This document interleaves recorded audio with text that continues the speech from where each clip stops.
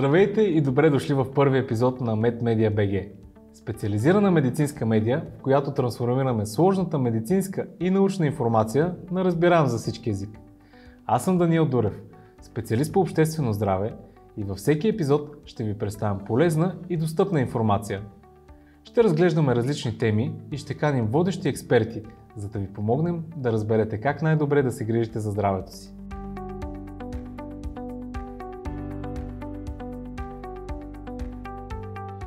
Днес ще се потопим в света на неврологията. Една от най-динамичните и същевременно предизвикателни области на медицината. Неврологията обхваща изключително сложни процеси в нашата нервна система, от функционирането на мозъка и гръбначния мозък до най-малките нерви в тялото. Това е област, която все още крие много тайни, но същевременно бележи сериозен напредък с открития, които значително подобряват разбирането ни за неврологичните заболявания и възможностите за тяхното лечение. Неврологичните заболявания като множествена склероза, главоболие, мозъчен инсулт и Паркинсонова болест засягат милиони хора по света и оказват сериозно въздействие върху качеството им на живот. В този епизод ще разгледаме кои са най-честите неврологични заболявания у нас, какви са тенденциите и как ранната диагностика играе ключова роля за по-добра прогноза и успешно лечение. Имаме привилегията да разговаряме с академик, професор, доктор Иван Миланов, един от най-забележителните невролози в България, който ще ни помогне да разберем как можем да подходим по-добре към неврологичното си здраве, кои симптоми не трябва да пренебрегваме и как начинът ни на живот може да ни помогне да предотвратим определени заболявания.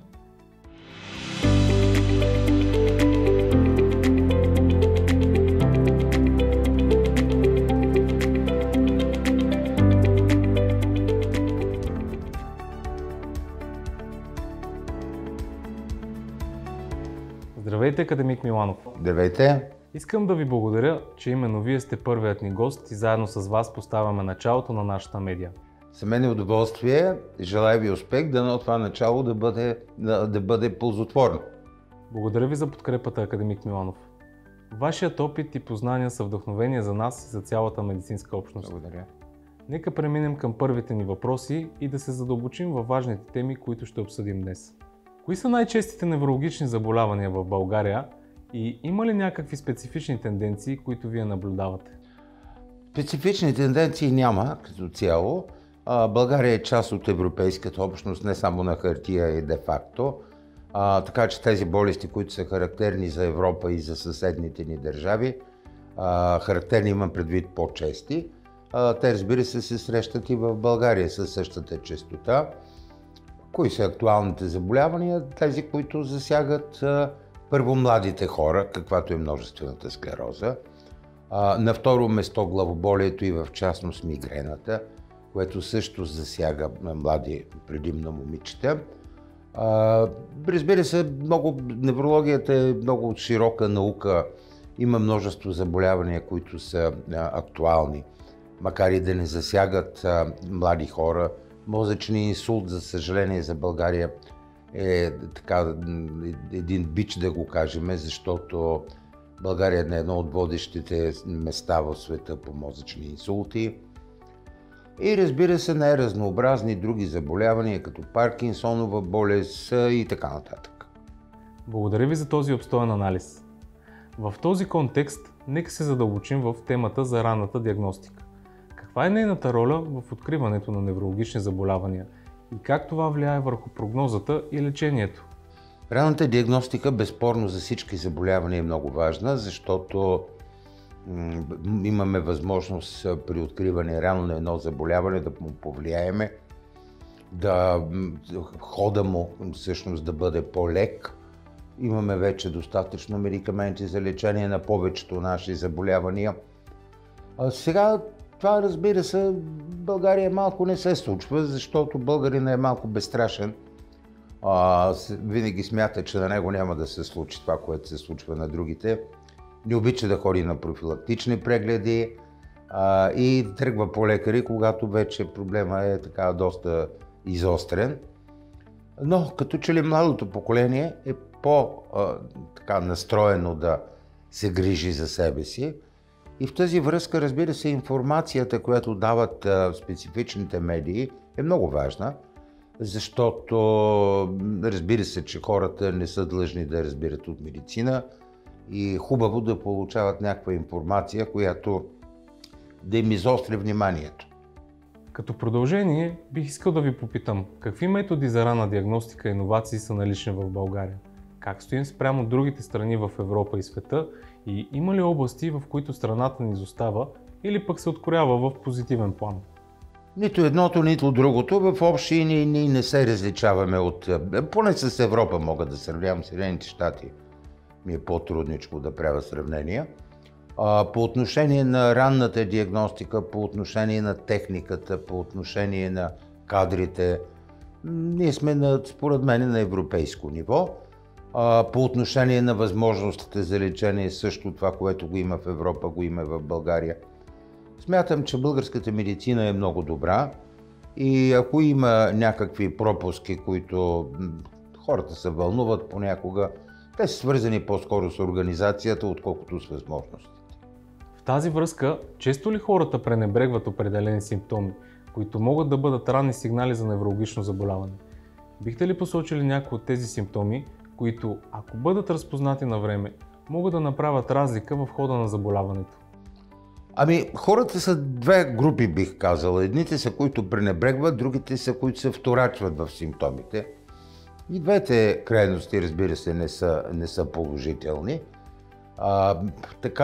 Характерни симптоми, които трябва да се обърне внимание, е главоболието, появата на необясними изтръпвания по крайниците, нарушение на зрението.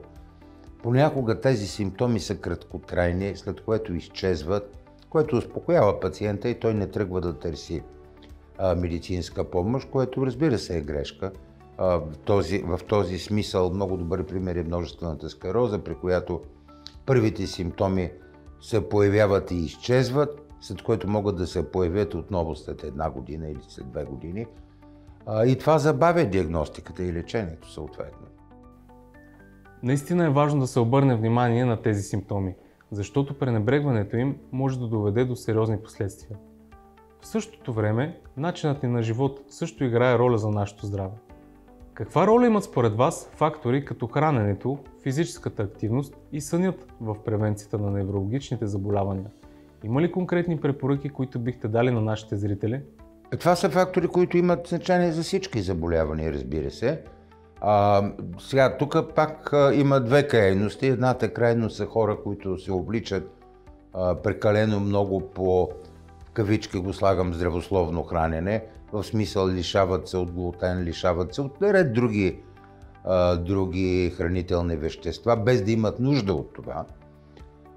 От другата страна са хората, които злоупотребяват с много мазни храни, много солени храни, с големи количества храна, с алкохол и така нататък. Истината винаги е по средата. Например, ако дадем за пример алкохола, много отдавна е доказано, че алкохола в много малки количества е полезен. Намалява риска от някои заболявания, но като говорим за количества, говорим за 50 мл концентриран алкохол или 2 чаши вино. Тоест нещо, което е така доста малко като количество. По-големи дози обикновено вече е вреден. Това е просто един пример. По отношение на храненето, например, се спекулира с факта, че българската храна е доста солена и доста мазна. Наистина ние сме една от държавите, в които се яде свинското месо е доста мазно месо. Освен това солено, троши и така нататък. Спекулира се с темата, че вероятно това хранене води до по-голямата честота на инсултите. Разбира се, не е само това. Има и други фактори, и тютюнопушене, и намалена двигателна активност. Тоест всичките тези фактори действат благоприятно или неблагоприятно, комплексно. Нито един сам за себе си не може да доведе нито до предпазване от някакво заболяване, нито до влошаване на заболяването. И на финал на нашето интервю, бихте ли отправили някакви основни послания към нашите зрители? Какво бихте препоръчали на хората, за да се погрижат по-добре за своето неврологично здраве? И какви превентивни мерки да предприемат? Всъщност, може би най-важното е хората доколкото е възможно, да се предпазват от стреса. В смисъл, че в ежедневието младите хора сега се налага да работят много дълго като часове, много интензивно като работа. Това, разбира се, не е много благоприятно. Хубаво е някакси да се съчетава работата с почивката, с някакво хобби, с някакви удоволствия. Тоест да се балансира информацията, която постъпва към нервната система. Мисля, че това е основното, от което имат нужда младите хора. Академик Миланов, благодаря ви за това изключително полезно интервю. Вашите знания и опит са безценни и съм сигурен, че зрителите ни ще извлекат ползите от този разговор. На вас пожелавам здраве, вдъхновение и много бъдещи успехи във всички ваши начинания. Благодаря ви още веднъж. Благодаря ви, на вас желая успех.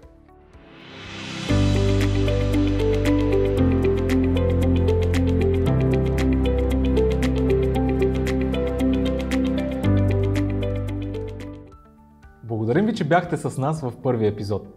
Заедно с академик Миланов надникнахме в сложния неврологичен свят и обсъдихме едни от най-важните въпроси за неврологичното здраве. От най-честите заболявания, като множествена склероза, главоболие, мозъчен инсулт, Паркинсонова болест и ролята на ранната диагностика, до признаците, на които трябва да обръщаме внимание, особено при прояви на главоболие, необяснимо изтръпване по крайниците и нарушено зрение, особено при млади хора. Академик Миланов подчерта, че начинът ни на живот може да повлияе на здравето на нервната ни система. Надявам се, че получихте полезна информация и практични съвети, които ще ви помогнат да направите по-информиран избор за здравето си. В следващите епизоди, заедно с различни специалисти, ще обсъдим и други важни теми, а именно ролята на имунната система като наш естествен защитник. Ще обсъдим значението на психичното здраве и също така ще обърнем внимание на детското здраве. Ако този епизод ви е бил интересен и полезен, не забравяйте да го харесате и да се абонирате за нашия канал, за да не пропускате следващите ни епизоди. До скоро и бъдете здрави!